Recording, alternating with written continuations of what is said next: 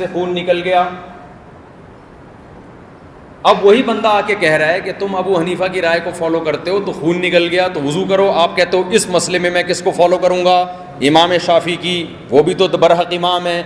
تو یہ دین کے ساتھ مذاق ہوگا کہ نہیں ہوگا؟ سمجھ میں نہیں آ رہی بات؟ اس لیے مجبوری ہے. فالو کس کو کیا جائے گا؟ ایک کو فالو کیا، صحیح سب کو سمجھا جائے گا. تو کوئی بھی قرآن و سنت کے نام پہ آپ کو اس طریقے سے ہٹانے کی کوشش کرے تو وہ اتحاد نہیں پیدا کر رہا، بلکہ کیا کر رہا ہے؟ اختلاف.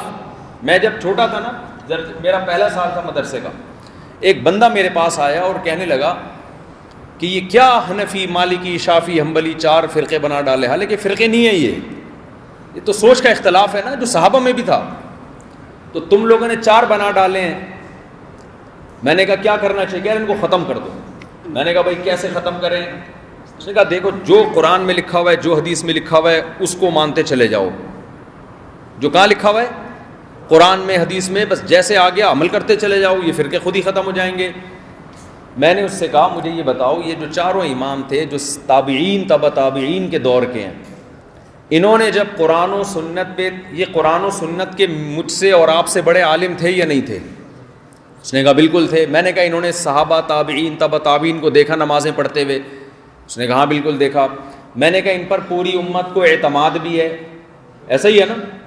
میں نے کہا انہوں نے جب قرآن و سنت کا اتنا مضبوط علم ہونے کے باوجود بھی تحقیق کی تو آپ کی رائے کے مطابق 4 فرقے بن گئے. پھر بھی تو جب 1 ارب 22 کروڑ مسلمان تحقیق کریں گے تو یہ 4 سمٹ کے ایک نہیں ہوگا، بلکہ 1 ارب 22 کروڑ فرقے بن جائیں گے. بھائی آپ لوگ کی سمجھ میں نہیں آ رہا تو اس کی سمجھ میں کہاں سے آیا ہوگا؟ ہر آدمی قرآن و حدیث کو تختہ مشق بنائے گا تو فرقے ختم نہیں ہوں گے. کیا ہوں گے؟ بڑھیں گے. 1 ارب فرقے بن جائیں گے جیسے کہ بن رہے ہیں. تو جب فتویٰ لینا ہو، مسئلہ پوچھنا ہو کسی مستند دینی ادارے سے فتویٰ لو. پشاور میں وہ ہے نا اکورا خٹک میں جو ہے، کیا نام ہے اس کا؟ ہاں دارالحقانیہ ہے. فیصل آباد میں امدادیہ ہے، کراچی میں جامعۃ الرشید ہے، دارالعلوم کرنگی ہے، جامعہ فاروقی ہے. یہ مدارس وہ ہیں جن کا صدیوں سے لنک سلسلہ چلا آ رہا ہے، صدیوں سے چلا آ رہا ہے. دیکھو انسان کے 2 طرح سے انسان کا نسب چلتا ہے. ایک نسب ہے روحانی اور ایک نسب ہے جسمانی. جس آدمی کا ابا آدم علیہ السلام تک ابا کا سلسلہ نہ پہنچ رہا ہو، درمیان میں ایک آدھ ابا مارکیٹ سے شارٹ ہو جائے تو وہ حلالی ہوگا؟ بولو نا یار. بھائی آپ سے کسی نے آگے پوچھا آپ کے والد، آپ نے کہا یہ، ان کے والد کا نام یہ نام، اس کے ابا فلاں، اس کے ابا، آپ بولو بھائی مجھے یاد نہیں ہے لیکن یہ یقین ہے کہ تھے. یاد تو نہیں ہوتا لیکن تھے. ان کے ابا ہاں تھے. یہ سلسلہ کہاں تک پہنچے گا؟ نوح علیہ السلام وہاں سے آدم علیہ السلام تک. ایسا ہی ہے نا؟ تو اس طرح خوب اچھی طرح بات سمجھ لو کہ رسول اللہ صلی اللہ علیہ وسلم جو دین لے کر آئے تو قرآن کہتا ہے یعلمہم الکتاب والحکمہ. نبی جب قرآن لے کر آئے ہیں تو نبی نے قرآن سکھانا ہے صحابہ کو براہ راست. حالانکہ قرآن کس کی زبان میں نازل ہوا تھا؟ صحابہ کی زبان میں. پھر بھی قرآن کہہ رہا ہے سکھائیں گے کون؟ نبی سکھائیں گے. وَيُزَكِّيهِمْ، نبی ان کا تزکیہ بھی کریں گے، ان کو گناہوں سے پاک صاف کرنے کی ٹریننگ بھی دیں گے، تربیت کریں گے ان کی. تو صحابہ نے ڈائریکٹ قرآن پڑھ کر ان کو ہدایت نہیں ملی، بلکہ قرآن کس سے سیکھا؟ نبی سے سیکھا. اب مجھے ایک بات بتاؤ، آگے جب تابعین پیدا ہوئے تو صحابہ نبی سے سیکھے بغیر نہیں سیکھ سکتے تھے، تو کیا تابعین ڈائریکٹ قرآن و سنت کو سمجھ سکتے تھے؟ اگر وہ صحابہ کو بیچ سے نکال دیتے تو سمجھ سکتے تھے؟ صحابہ کہتے ہم تو سیکھے نہیں، ہماری زبان میں نازل ہو، تم کہاں سے سیکھ گئے؟ تو تابعین نے کس کو استاذ بنایا؟ بولو، صحابہ کو. پھر آگے تبع تابعین کا دور آیا، انہوں نے کس کو استاذ بنایا؟ تابعین کو. پھر یہ سلسلہ ہمارے دینی مدرسوں میں 1400 سال سے چلا آ رہا ہے. میں نے بخاری کس سے پڑھی؟ میں بتا سکتا ہوں، میرے استاذ کا نام فلاں، پھر ان کا فلاں، پھر ان کا فلاں. یہ سلسلہ امام بخاری سے ہوتے ہوئے پوری سند متصل کے ساتھ کہاں پہنچتا ہے؟ محمد صلی اللہ علیہ وسلم تک. ہر چیز میں ایسا ہونا ضروری ہے. اگر کوئی شخص اٹھ کے کہتا ہے کہ میں قرآن و حدیث خود سمجھتا ہوں, میرا کوئی روحانی پیشوا نہیں ہے, میرا کوئی استاذ نہیں ہے, تو اس کا مطلب وہ روحانی اعتبار سے ثابت النسب اور حلالی نہیں. آج بہت سارے اسکالرز ایسے آ رہے ہیں جو قرآن و حدیث کی تشریح کر رہے ہیں. جب آپ ان سے پوچھو تم نے قرآن و سنت کس سے سیکھا, تو وہ کہتے ہیں ہمیں کسی سے سیکھنے کی ضرورت نہیں ہے, ہم نے اخپل طریقے سے پڑھا ہے. وہ کیا کہتے ہیں؟ ہم نے, آواز پیچھے جا رہی ہے کہ نہیں جا رہی ہے؟ وہ جو پیچھے لوگ کھڑے, وہ کہتے ہیں ہم نے کس طرح پڑھا ہے؟ اخپل طریقے سے. اچھا ایک اور بات, تو یہ پتہ چل گیا اہل حق علماء کی علامت کیا ہے کہ ان کا سلسلہ کہاں سے جا کے ملے. دیکھو امام ابو حنیفہ جو ابو حنیفہ بنے, کیوں بنے؟ ایسے تھوڑی بن گئے کہ انہوں نے قرآن و حدیث خود سے پڑھ لیا. امام ابو حنیفہ شاگرد تھے حماد الکوفی کے, جو بخاری کے صحیح بخاری کے راویوں میں سے. کئی سال امام ابو حنیفہ نے ان سے درس ان سے پڑھا ہے. پھر حماد الکوفی کے استاذ تھے ابراہیم نخعی, ابراہیم نخعی کے استاذ سے علقمہ اسود, ان کے استاذ سے عبداللہ بن مسعود, عبداللہ بن مسعود کے استاذ کون تھے؟ محمد صلی اللہ علیہ وسلم. ایسا نہیں کہ امام حنیفہ نے اخپل طریقے سے علم حاصل کر لیا, یا امام بخاری نے اخپل طریقے سے علم حاصل کر لیا. تو جو بھی آج چینل بنا رہا ہے یا کوئی فتویٰ دے رہا ہے, اچھا بعض لوگ ایسے ہیں جو آپ کو بولیں گے میرا استاذ فلاں ہے, تو سوال پر تمہارے استاذ کے استاذ کون ہیں؟ وہ آگے بتانے سے کیا ہو جائیں گے؟ عاجز. سمجھ رہے ہو بات کو کہ نہیں سمجھ رہے؟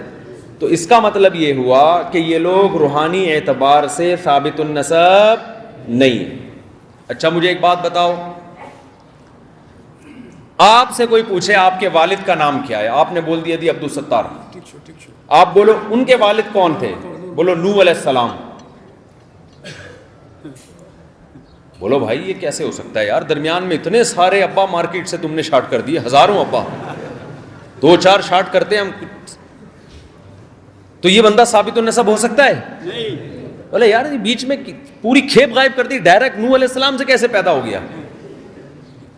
اسی طرح یاد رکھو, اگر کوئی شخص کہتا ہے میرا استاذ فلاں ہے, اس کا استاذ کون ہے؟ وہ کہتے ہیں ان کے استاذ امام بخاری. اس کا مطلب درمیان میں اس نے روحانی باپ دادوں کی ایک طویل فہرست کیا کر دی ہے؟ شارٹ کر دی. تو اپنے آپ کو اس فرقہ واریت سے بچاؤ, اہل حق علماء سے تعلق قائم کرو. ہاں 2 چیزوں سے اجتناب کرنا ہے, ایک شرک سے اور ایک بدعت سے. اس میں کسی مسلک کے پیچھے نہیں چلنا ہے. فروعی مسائل میں ہم ابو حنیفہ کو فالو کرتے ہیں, فقہ حنفی کو فالو کرتے ہیں, لیکن عقیدے میں اور جہاں شرک اور توحید کی بات آئے گی, جہاں بدعت کی بات آئے گی, اس میں کسی کو فالو نہیں کرنا. اس میں شرک کسی کا قابل معافی ہے ہی نہیں. اب شرک کہاں کہاں ہوتا ہے تھوڑا سا بتا دوں میں, گرمی تو نہیں لگ رہی آپ لوگوں کو؟ یہ وقت تھوڑا رہ گیا ہے, ابھی بہت ہے ٹائم. اچھا پگھل نہ جائے نا. کوئی بات نہیں, یہ پسینہ خون سمجھ کر باہر آئے ہیں لوگ. ماشاءاللہ محبت کے آخر میں 4 شادیوں کی بات کریں گے انشاءاللہ, آخر میں بالکل لاسٹ میں, تاکہ آپ لوگ بیٹھے رہیں نا, اس بہانے بیٹھے رہیں گے آپ لوگ, ورنہ بیچ سے اٹھ کے نہ چلے جائیں گے. یہاں پہ جم کے بیٹھے ہوئے ہیں. 2 چیزیں دیکھو, بدعت اور شرک, یہ اپنے معاشرے میں نہیں آنے دینا. شرک کسے کہتے ہیں؟ اللہ کے سوا کسی کو پکارنا, یہ اسلام میں کیا ہے؟ حرام ہے, حرام, کبیرہ گناہ. وَمَن يَدْعُ مَعَ اللَّهِ إِلَٰهًا آخَرَ لَا بُرْهَانَ لَهُ فَإِنَّمَا حِسَابُهُ عِندَ رَبِّهِ. جب آپ شرک کی بات کرتے ہو نا کہ صرف یا اللہ مدد, یا رسول اللہ مدد, نہیں چلے گا, یا غوث آدم مدد نہیں چلے گا, قبروں سے مدد نہیں مانگی جائے گی. ایک صاحب میرے پاس آئے, کہنے لگے میرا آدھا دھڑ فالج زدہ ہے, میں بڑا پریشان ہوں, ٹھیک نہیں ہو رہا, میرا دل چاہتا ہے کہ میں فلاں بابے کے مزار پہ چلا جاؤں, مجھے کسی نے بتایا وہاں جاؤ گے تو دونوں آپ کا آدھا دھڑ کیا ہو جائے گا, ٹھیک. میں نے کہا مجھے ایک بات بتاؤ, وہ جو بزرگ مزار کے اندر گئے ہیں ان کے تو دونوں دھڑ کام نہیں کر رہے، تبھی تو قبر میں گئے ہیں نا. اگر ایک دھڑ کیا ایک انگلی بھی کام کر رہی ہوتی تو لوگ ان کو دفناتے؟ مجھے بات بتاؤ، ایک مردے کو لٹایا آپ نے غسل دینے کے لیے، اس کی انگلی تھوڑی سی ہل جائے تو جو غسل دینے والے ہیں وہ پھٹے پہ لیٹے ہوئے ہوں گے تھوڑی دیر. ایسا ہی ہے نا، خوف سے وہ سارے لیٹے ہوئے ہوں گے اور وہ اٹھا ہوا ہوگا. میں نے کہا بھائی جو بیچارہ قبر کے اندر جس کے دونوں دھڑ کام نہیں کر رہے، وہ آپ کے ایک دھڑ کو کیسے سیدھا کرے گا؟ اس کی کھوپڑی میں بات آ گئی الحمدللہ. تو قبروں سے مانگنا کیا ہے؟ شرک ہے. مزاروں سے مانگنا کیا ہے؟ شرک ہے. یا رسول اللہ مدد، یا علی مدد، یا غوث آدم، یہ نعرے اللہ کے لیے اللہ کو پسند نہیں ہیں، جہنم کا ذریعہ ہیں. اب جب یہ بات کی جاتی ہے نا، بہت سے بدعتی لوگ بولتے ہیں اچھا پولیس سے بھی تو مدد طلب کرتے ہو. ابھی یہاں سیکیورٹی کے لیے ایس ایچ او صاحب آئے نا، ان کا شکریہ، اللہ ان کو جزائے خیر دے، انہوں نے سیکیورٹی دی. ڈی ایس پی صاحب کا بھی شکریہ. تو وہ کہہ رہے ہیں تم لوگ پولیس سے مدد طلب کرتے ہو، ڈوب رہے ہوتے ہو تو جو غوطہ خوروں سے مدد طلب کرتے ہو. ہم نے نبی سے مدد مانگ لی تو تمہیں ان وہابیوں کو جو ہے نا پیٹ میں درد ہونا شروع ہو جاتا ہے. پولیس سے جب مدد مانگنا شرک نہیں ہے تو نبی سے مدد مانگنا شرک کیوں ہو گیا؟ یہ سوال کیا جاتا ہے. سمجھ میں آ رہا ہے سوال کہ نہیں آ رہا؟ دیکھو مدد جو حرام ہے نا، وہ مدد حرام ہے، وہ مدد شرک ہے جو اسباب سے ہٹ کر ہو. ایک مدد ہوتی ہے اسباب کے تحت ہوتی. اگر مجھے پیاس لگ رہی ہو، میں آپ سے کہوں مجھے پانی پلاؤ، آپ ٹانگوں سے چل کے جاؤ گے، یہ اسباب اختیار ہو رہے کہ نہیں ہو رہے؟ آپ کولر کا نلکا کھولو گے، نیچے گلاس رکھو گے، پانی کا کام ہے اوپر سے کہاں جانا؟ نیچے جانا. وہ پانی خود بخود نیچے آئے گا، گلاس بھرے گا، آپ نلکا بند کر کے ٹانگوں سے چل کے آؤ گے. یہ مدد حرام نہیں ہے، یہ تو سب ایک دوسرے سے مدد مانگتے ہیں. وہ مدد حرام ہے کہ جب اسباب ختم ہو جائیں تو جو مسبب الاسباب ہے، جو کچھ کرنے میں کسی سبب کا محتاج نہیں ہے، اس سے مدد مانگی جائے تو وہ مدد اللہ کے علاوہ کسی اور سے مانگنا شرک ہے. سمجھتے ہو کہ نہیں سمجھتے ہو؟ وَإِذَا غَشِيَهُمْ مَوْجٌ كَالظُّلَلِ دَعَوُا اللَّهَ مُخْلِصِينَ لَهُ الدِّينَ. اللہ نے کہا مشرک جب سمندر میں جاتا ہے اپنے معبودوں سے مدد مانگتا ہے، لیکن جب چاروں طرف سے طوفان آ جاتا ہے، اس کو پتہ ہے اب کوئی پولیس مدد نہیں کر سکتی، اب کچھ بھی نہیں ہو سکتا، اب کون مدد کر سکتا ہے؟ اللہ. تو اللہ کہتے ہیں یہ مشرک بھی توحید پرست بن کے اللہ کو پکارتا ہے. تو اس وقت جو پکار ہے وہ اللہ کے سوا کسی سے جائز نہیں ہے. آپ ڈاکٹر سے مدد مانگتے ہو، ہمیں اولاد چاہیے، میاں بیوی کی اولاد نہیں ہو رہی، ڈاکٹر کے پاس گئے، ڈاکٹر چیک اپ کرتا ہے، جس کی میں بیماری ہو اس کا علاج بتاتا ہے اور وہ علاج ہو گیا اور اولاد ہو گئی. تو ڈاکٹر نے اولاد میں مدد کی نا، لیکن یہ مدد شرک نہیں ہے کیونکہ اسباب اختیار کر رہا ہے. ایک ہے زکریا علیہ السلام 90 سال کے ہو گئے، سر سفید، بیوی بانج اور بوڑھی بھی ہو گئی. اب کسی ڈاکٹر کے پاس اس بڑھاپے میں انسان جائے کہ ڈاکٹر صاحب میرے بچہ نہیں ہو رہا، تو ڈاکٹر کہے گا بھائی تو بچہ چھوڑ، دماغ کا پہلے علاج کرا. آپ میں سے کوئی اگر چلا جائے تو ڈاکٹر یہی بولے گا نا کہ بچہ نہیں ہے، مسئلہ کیا ہے تمہارے ساتھ، کیا مسئلہ ہے؟ اوپر کا مسئلہ ہے تمہارے ساتھ، بڑھاپے کی وجہ سے اوپر کی سیٹنگ کیا ہو گئی ہے؟ خراب ہو گئی ہے، سافٹ ویئر اپڈیٹ ہوگا اس میں، یہی کہے گا نا ڈاکٹر. لیکن زکریا علیہ السلام اللہ کے برگزیدہ پیغمبر، وہ اللہ سے بڑھاپے میں دعا مانگ رہے ہیں. اگر وہ ڈاکٹر کے پاس جاتے کبھی بھی نہیں جاتے. کیوں؟ ان کو پتا تھا اسباب کی دنیا میں اولاد ممکن نہیں ہے. انہوں نے اللہ کو پکارا، اذ نادى ربه نداء خفيا قال رب اني وهن العظم مني واشتعل الراس شيبا ولم اكن بدعائك رب شقيا. اے اللہ میں بوڑھا ہو گیا، میری بیوی بانج، مگر میں تیری رحمت سے نا امید نہیں ہوں. یرثنی ویرث من آل یعقوب، مجھے اولاد چاہیے جو میری وارث بنے. اس سے پتہ چلتا ہے اولاد کتنی بڑی نعمت ہے. سمجھتے ہو؟ اور اولاد شادی سے ملتی ہے بغیر شادی کے ملتی ہے؟ بچے ابا سے کہہ رہے ہوتے ہیں نا ابا میری شادی کراؤ، ابا کرتے نہیں ہیں. آج کل بیٹا جب جوان ہو کے ابا سے کہتے ہیں میری شادی کراؤ تو ابا کرتے نہیں ہیں. پھر وہ مجھے فون کرتے ہیں میرے ابا مان نہیں رہے. تو میں کہتا ہوں ابا کو سمجھاؤ، ابا جیسے آپ کے ابا نے آپ کو میرا ابا بننے دے دیا تو مجھے بھی کسی اور کا ابا بننے دو، پھر مانے گا ابا انشاءاللہ. کیا خیال ہے بھائی؟ ابا سے بولو کہ میرا دادا آپ کو شادی نہ کرنے دیتا تو آپ میرا ابا بنتے, تو اب آپ مجھے کسی اور کا بھی ابا بننے دو. کیا خیال ہے؟ اگر آپ مجھے شادی نہیں کرنے دو گے تو میں بھی کسی کا باپ نہیں بن سکتا گا. ابا مان جائے گا انشاءاللہ, یہ بات سن کے غیرت میں آ جائے گا انشاءاللہ. تو آپ لوگ کی غیرت ہی تو جگانے آیا ہوں میں. غیرت تو پہلے سے آپ میں, تھوڑی سی میں اس کو چنگاری دینے کے لیے آیا ہوں. تو زکریا علیہ السلام نے جو اللہ کو پکارا اس بڑھاپے میں, اگر وہ کسی اور کو پکارتے تو یہ پکار کیا کہلاتی؟ شرک کہلاتی. سمجھ میں آ رہی ہے بات کہ نہیں آ رہی ہے؟ تو کبھی مزاروں پہ جا کے منتیں مت مانو. وَأَنَّ الْمَسَاجِدَ لِلَّهِ فَلَا تَدْعُوا مَعَ اللَّهِ أَحَدًا. مسجدوں میں اللہ کہتے ہیں صرف کس کو پکارا جائے گا؟ اللہ کو پکارا جائے گا. آج مسجدوں میں بھی یا اللہ مدد اور ادھر یا رسول اللہ مدد لکھا ہوتا ہے. تو شرک اپنے معاشرے میں کبھی نہ آنے دو. دوسری چیز ہے بدعت. بدعتیں بہت ہیں کے پی کے میں, پورے ملک میں ہی ہیں لیکن یہاں بہت زیادہ ہیں. اور جب سمجھایا جائے بھائی یہ جائز نہیں, کہہ رہے ہم لوگ کا اخپل طریقہ ہے, بھائی ہمارا کلچر ہے. بھائی آپ کا اخپل کدھر سے ہو گیا یار؟ جنت میں جب آپ کو اللہ بھیجے گا تو پٹھان ہونے کی وجہ سے یا پشاور والا ہونے کی وجہ سے بھیجے گا یا مسلمان ہونے کی وجہ سے بھیجے گا؟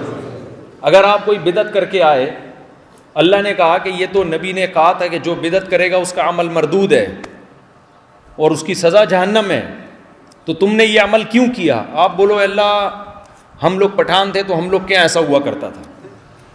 تو اللہ اگر کہے میں نے پٹھانوں کے لیے الگ جنت بنائی ہے اس میں سارے صرف پٹھان جائیں گے تو بات پھر ٹھیک ہے, کیا خیال ہے؟ لیکن اگر اللہ کہے کہ نہیں یہ جنت کس کے لیے ہے؟ یہ مسلمان کے لیے, جو اللہ اس کے رسول کی اتباع کرے گا اس کے لیے, چاہے کسی بھی قوم سے ہو, تو پھر میرے بھائی میں اور آپ کھٹائی میں پڑ جائیں گے. تو بہت ساری چیزیں ہمارے معاشرے میں ایسی ہیں جو ہم قوم پرستی کی وجہ سے کر رہے ہوتے ہیں, چاہے کوئی مہاجر ہو, چاہے کوئی پنجاب والا ہو, چاہے کوئی بنگلہ دیش والا ہو, چاہے کوئی پشتو والا ہو, چاہے کوئی سرائکی ہو. وہ کہتے ہیں میری قوم میں یہ رواج ہے, تو قوم کے رواج کو اللہ برداشت نہیں کرے گا. ہمارے نبی عرب تھے, جس قوم میں آئے وہ بت پرستی کرتی تھی. ہمارے نبی نے ان کو حکم دیا قولوا لا الہ الا اللہ, اس بت پرستی کو چھوڑ دو. انہوں نے کہا ہم عرب ہیں, انا وجدنا آباءنا کذالک یفعلون, ہم اپنے باپ دادا کو اسی طرح کرتے آئے ہیں, دیکھتے آئے ہیں, تو ہم باپ دادا کے طریقے پہ چلیں گے. تو قرآن نے کیا کہا؟ اولو کان آباؤہم لا یعقلون شیئا ولا یہتدون. چاہے تمہارے باپ دادا غلطی پر تھے پھر بھی باپ دادا کو فالو کرو گے. یہی دلیل نا بعض لوگ ہمیں دیتے ہیں کہ تمہارے باپ دادا حنفی تھے تو تم پھر بھی ان کو فالو کرو گے. باپ دادا, بھائی قرآن جن باپ دادا کو فالو کرنے کو حرام قرار دے رہا ہے وہ لوگ تھے لا یعقلون, جن میں عقل نہیں تھی, گمراہ تھے. جب باپ دادا نیک پرہیزگار ہوں, صحیح راستے پہ چل رہے ہوں, تو ان کی اتباع کا قرآن نے حکم دیا ہے, ان کے راستے کو چھوڑنا نہیں ہے. یوسف علیہ السلام جب جیل میں تھے تو جیل کے قیدی آئے, یوسف علیہ السلام نے خواب کی تعبیر بتائی, بالکل درست نکلی. تو اور یوسف علیہ السلام نے ایک معجزہ اور بھی ظاہر کیا, تو وہ حیران ہو گئی آپ کیسے معجزہ بتاتے ہیں. انہوں نے یوسف علیہ السلام نے کیا فرمایا؟ وَاتَّبَعْتُ مِلَّةَ آبَائِي, میں اپنے باپ دادا کے دین پہ چلتا ہوں. ابراہیم و اسحاق و یعقوب, جس کا نام ابراہیم, اسحاق اور کیا ہے یعقوب. پتہ چلا باپ دادا کی اتباع ہمیشہ غلط نہیں ہوتی. اگر باپ دادا علماء صلحاء اور ابو حنیفہ جیسے ہوں پھر ان کی اتباع شریعت کا حکم ہے, اور باپ دادا ابو جہل جیسے جاہل ہوں, بتوں کو پوچھتے ہوں, ان کی اتباع اسلام میں کیا ہے؟ حرام ہے. تو مشرکین جاہل باپ دادا کی اتباع کرتے تھے. تو اگر آپ کی سوسائٹی میں, آپ کی قوم میں کوئی بدعت ہے تو اس کو یہ کہہ کے حلال مت کرو کہ یہ ہمارا کلچر ہے. سمجھ میں آ رہی ہے بات؟ اچھا, بدعتی کیا گڑبڑ کرتا ہے؟ بس دو باتیں کر کے اپنے بیان کو ختم کرتا ہوں. بدعتی ایک گڑبڑ کرتا ہے بہت خطرناک قسم کی. جب بدعتی سے کہا جائے اس عمل کا قرآن و سنت میں ثبوت نہیں ہے تو فوراً کہتا ہے منع بھی تو نہیں ہے نا. سمجھ میں آ رہی ہے بات؟ وہ کیا کہتا ہے؟ منع بھی تو نہیں. بھائی اذان سے پہلے آپ صلاۃ والسلام پڑھنا شروع کر دو, آپ ان کو منع کرو بھائی یہ تو نبی حضرت بلال جو اذان پڑھتے تھے اس میں تو یہ تذکرہ نہیں ملتا, وہ کہہ رہے منع بھی تو نہیں ہے. تو اس کا جواب آپ یہ دیا کریں کہ بھئی ایسا کیا کرو کہ اذان جب ختم ہوتی ہے نا لا الہ الا اللہ, اس کے بعد محمد رسول اللہ بھی کہا کرو. کوئی کہہ سکتا ہے؟ اب مؤذن صاحب نے اذان دی، لا الہ الا اللہ پہ ختم کر کے آگے کہا محمد الرسول اللہ، سارے محلے والے آ جائیں گے نا، بھائی یہ اذان اتنی لمبی، میں اپنی طرف سے اضافہ کیوں کیا؟ اب وہ جواب میں کہے کہ نبی نے کیا اذان کے آخر میں لا الہ الا اللہ کے بعد محمد الرسول اللہ سے منع کیا ہے؟ کہیں بھی ثابت نہیں ہے نا. تو عمل کے لیے ثبوت کی ضرورت ہوتی ہے، منع کرنے کی ضرورت نہیں ہوتی. ہم فجر کی 2 رکعتیں پڑھتے ہیں، اگر کسی دن امام 3 رکعتیں پڑھا دے، نماز ہو جائے گی؟ آپ امام کو جا کے پکڑ لو، بھائی امام صاحب آپ نے 3 کیوں پڑھائی؟ وہ کہے منع کہاں ہے، میں کوئی غلط کام تو نہیں کر رہا، 2 سجدے زیادہ کر رہا ہوں، 1 رکوع زیادہ کر رہا ہوں، سورہ فاتحہ زیادہ پڑھ رہا ہوں، میں کوئی چرس تھوڑی پی رہا ہوں یہاں بیٹھ کے، میں کوئی گٹکا تھوڑی کھا رہا ہوں. آج میں نے کہا چلو زیادہ جوش آ رہا ہے اللہ کی عبادت کا، ہم 2 کے بجائے کتنی پڑھ لیتے ہیں؟ 3 پڑھ لیتے ہیں. صحیح دلیل ہوگی غلط دلیل ہوگی؟ غلط دلیل ہوگی. تو جتنا جو عمل نبی سے ثابت ہے اس میں اپنی طرف سے اضافہ بولو نہیں کرنا. اور آخری بات بدعت تو سمجھ میں آ گئی نا. جب کوئی میتوں پہ بدعتیں ہوتی ہیں، دیکھو اللہ اس کے رسول کا حکم ہے، جب کسی کے ہاں میت ہو جائے نا، سستے میں ہلکے میں دفنا دو اس کو. کیا کرو؟ نہ خرچہ کرو، نہ دوسرے کا خرچہ ہونے دو. ایک غیر مسلم تھا وہاں یورپ میں، عیسائی، وہ ہمارے کسی مسلمان تھا، اس کا دوست تھا. اس کے ہاں جب میت ہوتی تھی نا تو 1 ہفتہ پروگرام چلتا تھا. وہ کہتا تھا یار ہمارے ہاں کسی کی میت ہونا اتنا بڑا عذاب ہے کہ آدمی کہتا ہے یہ اپنے خرچے پہ مر جاتا اچھا تھا. یہ مرتا خود ہے، خرچہ کس کا کرا رہا ہوتا ہے؟ دوسروں کا. جب کسی کے میت ہو جائے تو اللہ اس کے رسول نے حکم دیا جلد سے جلد غسل، کفن، جنازہ اور دفن. اس کے بعد بولو خلاص، سب اپنے اپنے گھروں کو جائیں بس. اور 3 دن تک تسلی کے 3 جملے اہل خانہ کو قریبی رشتہ دار آ کے دے سکتے ہیں. اعظم اللہ اجرک واحسن عزاءک وغفر لمیتک. اردو میں، پشتو میں، انگلش میں، کسی بھی زبان میں، کہ اللہ تمہیں جو غم پہنچا ہے، اللہ اس غم پہ تمہیں بڑا اجر عطا فرمائے، اللہ تمہاری میت کی مغفرت فرمائے، اور اللہ تمہیں صبر کی توفیق عطا فرمائے. یہ 3 جملے کہے اور پتلی گلی سے بولو نا نکل. یہاں ہوتی ہے پشاور میں پتلی گلیاں ہیں نا یہاں بھی. ایک دن کل مجھ سے ایک آدمی پوچھ رہے پتلی گلی کیوں بولتے ہو؟ میں نے کہا چوڑی گلی سے نکلے گا پکڑا جائے گا، سب دیکھ لیں گے نکل رہا ہے، تو پیچھے سے نکل جاؤ پتلی گلی سے. آج کل کیا ہوتا ہے، میت ہو گئی، تمبو لگ کے سارے بیٹھ جاتے ہیں، 3 دن تک چائے پانی کھانا، دیگیں ڈھکن ہٹ رہے ہیں دیگوں کے، کبھی پلاؤ آ رہی ہے، کبھی بریانی آ رہی ہے، کبھی افغانی پلاؤ آ رہی ہے، کبھی قورمہ آ رہا ہے. او بھائی یہ شادی ہو رہی ہے کہ میت ہو رہی ہے؟ کیا ہو رہا ہے یہ؟ ہمارے حضرت مفتی رشید احمد صاحب رحمہ اللہ تعالیٰ ایک واقعہ سنایا کرتے تھے کہ ایک آدمی نے بدعت سے توبہ کر لی کہ میں میت پہ لوگوں کو کھانا نہیں کھلاؤں گا. جو دفن کے لیے رشتہ دار آئے نا، دفن کے لیے دور سے، اور کھانے کا ٹائم ہو، ان کو کھلانا جائز ہے. کیونکہ ایسا نہ ہو، بعض دفعہ اتنا ٹائم ہوتا ہے کہ ڈر ہوتا ہے 2-3 میتیں ان میں سے بھی نہ ہو جائیں کہ تھک چکے ہوتے ہیں. باقی دے کے لگا کے تمبو لگ رہا ہے، لوگ آ رہے ہیں، رشتہ دار آ رہے ہیں، کھا رہے ہیں، جا رہے ہیں. یہ عمل صحابہ اور تابعین سے ثابت نہیں ہے، یہ غلط عمل ہے. عربوں کو دیکھو نا، سعودی عرب میں، عربوں میں بدعتیں نہیں ہیں. کوئی عرب میں قبر آپ کو ایک بالش سے اونچی نظر آئی ہے؟ کوئی پکی قبر پورے سعودی عرب میں، دبئی میں، شارجہ میں کہیں نظر آئی ہے؟ ہمارے یہاں کتنی اونچی اونچی قبریں ہیں. نبی صلی اللہ علیہ وسلم نے حکم دیا ایک بالش سے اونچی قبر کو گرا دیا جائے. تو میت پہ کیا کرنا ہے؟ وہ ہمارے حضرت ایک واقعہ سنایا کرتے تھے، ایک آدمی کے ہاں میت ہوئی، اس کے ابا کا انتقال ہو گیا. اب اس نے سوچا میں لوگوں کو کھانا نہیں کھلاؤں گا، شادی تھوڑی کی ہے جو کھانا کھلاؤں گا، میت ہوئی ہے بھائی. اب کیا ہے، لوگ غیرت کے تانے دیتے ہیں، مر گیا مردود، نہ فاتحہ نہ درود. اب یہ بڑا پریشان کہ یار میرا باپ کا انتقال ہوا، میں لوگوں کو قورمے کھلاؤں. اب جب لوگوں کے زیادہ تانے ملے نا اس نے کہا چلو بسم اللہ کر کے میں کھلاتا ہوں لوگوں کو. اس نے کیا کیا، سب لوگوں کو جمع کیا، دیگ پکوائی قورمے کی، سب کے سامنے موٹی موٹی ران کی بوٹیاں، اور سب کو بولا جب تک میں نہ بولوں کوئی شروع نہ کرے. اب لوگ بیٹھے ہوئے ہیں بوٹیاں ہاتھ میں لے کے. جیسے ہی لوگ نے کھانا شروع کیا اس نے بولا 1 منٹ میری بات غور سے سنو. آپ لوگوں نے بھی یہی کام کرنا ہے. لوگوں نے بولا بھائی کیا بات ہے جلدی بتا. اس نے کہا دیکھو بھائی میرے گھر میں میت ہو گئی, مجھے تو غم سے دال نہیں کھائی جا رہی مجھ سے, اور تمہیں شرم نہیں آتی میرے گھر میں مرغے کھانے کے لیے آگے ہو بے غیر, تو چلو بسم اللہ کرو.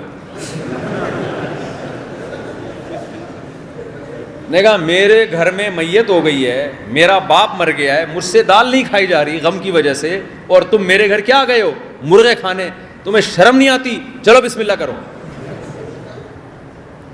لوگوں نے کہا کم بخت تو نے ہمیں بسم اللہ کے قابل چھوڑا کہاں ہے.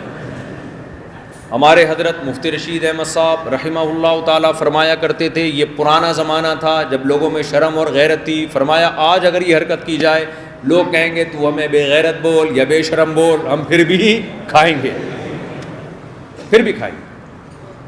تو میت پہ کیا کرنا ہے, جب کسی کے میت ہو جائے 3 جملے تسلی کے بولے اور پتلی گلی سے بولو نکل, کھانا نہ کھائیں بیٹھ کے.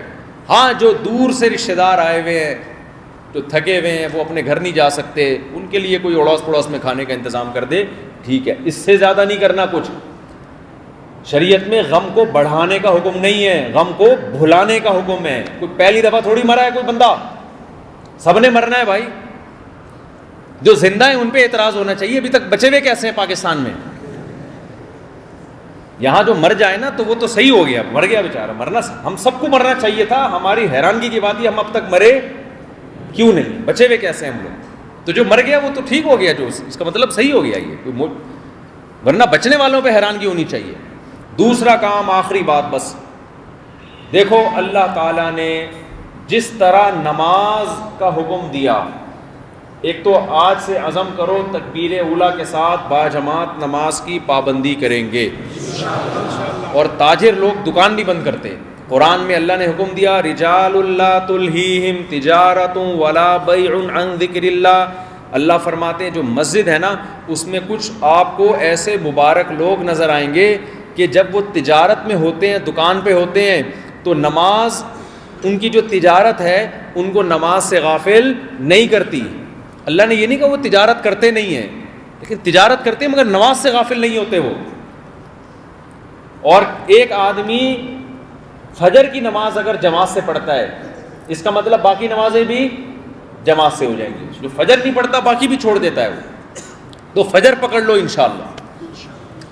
دوسرا کام کیا کرنا ہے بھائی, وہی اخپل والا مسئلہ ہے. بہت ساری قوموں میں بہنوں کو وراثت دینے کا رواج نہیں ہے. یہ آگ کا انگارہ ہے جو ہم کھاتے ہیں. 2 جرم ہمارے معاشرے میں بہت ہوتے ہیں. ایک, عورت کو وراثت نہیں ملتی. ایک, باپ کے مرنے کے بعد بڑا بھائی چھوٹے بھائیوں کی وراثت غصب کر لیتا ہے. کرتا کیسے میں بتاتا ہوں, ایسا نہ ہو آپ سیکھ لو یہ طریقہ. وہ کیا کرتا ہے, چھوٹے بھائی کو جب کوئی آ کے کہتا ہے نا تمہارے باپ کی اتنی وراثت ہے, تو بڑا جواب میں کیا کہتا ہے, بھائی یہ سارا کاروبار میں نے میرے ہاتھ میں, میں تمہیں نسوار کے پان گٹکے کے پیسے دیتا رہوں گا, تمہاری ساری ذمہ داری کس پر ہے, مجھ پر ہے. چھوٹا سمجھتا ہے بھائی میرا بڑا بھائی میری ساری ذمہ داریاں اٹھا رہے ہیں ماشاءاللہ. تو بڑا بھائی اپنے لیے پھر جائیدادیں بناتا رہتا ہے, دکانیں بناتا رہتا ہے, مکان بناتا رہتا ہے, اور چھوٹے کو عید بقرعید پہ کپڑے بنا کے دیتا رہتا ہے. بہنوں کے ساتھ بھی یہ ظلم ہوتا ہے. بہن کی شادی ہو گئی, اس کو انسان کہہ دیتا ہے بھائی تمہاری شادی, اپنے گھر میں خوش ہو, عید بقرعید پہ تمہیں کپڑے بنا دوں گا, قربانی کا حصہ ڈال دوں گا, موقع زیادہ ہوا تمہیں حج کرا دوں گا. بھائی اسلام میں یہ نہیں ہے. یوصیکم اللہ فی اولادکم للذکر مثل حظ الانثیین. اللہ کہتا ہے میں وصیت کرتا ہوں. دیکھو وصیت مرنے والا کر رہا ہوتا ہے, جو بہت اہمیت سے, اللہ پر موت نہیں آتی, لیکن اللہ نے وراثت کو تقسیم کرنے کا حکم دیا. اس کے لیے حکم کا لفظ نہیں بلکہ وصیت کا لفظ استعمال کیا ہے. اللہ نے کہا کہ اللہ تمہیں وصیت کرتا ہے, مرد کو دگنا اور عورت کو اس کا آدھا ملے گا. یا ایھا الذین آمنوا لا یحل لکم ان ترثوا النساء کرہا. اے ایمان والو تمہارے لیے حلال نہیں ہے کہ عورت کے مال کے جبرن مالک بن جاؤ, زبردستی مالک بن جاؤ. تو جس اللہ نے نماز کا حکم دیا, جس اللہ نے روزے کا حکم دیا, اس اللہ نے بہن کو وراثت دینے کا بھی حکم دیا ہے، چاہے وہ شادی شدہ ہو چاہے وہ غیر شادی شدہ ہو، چاہے اس کو ضرورت ہو چاہے اس کو ضرورت نہ ہو،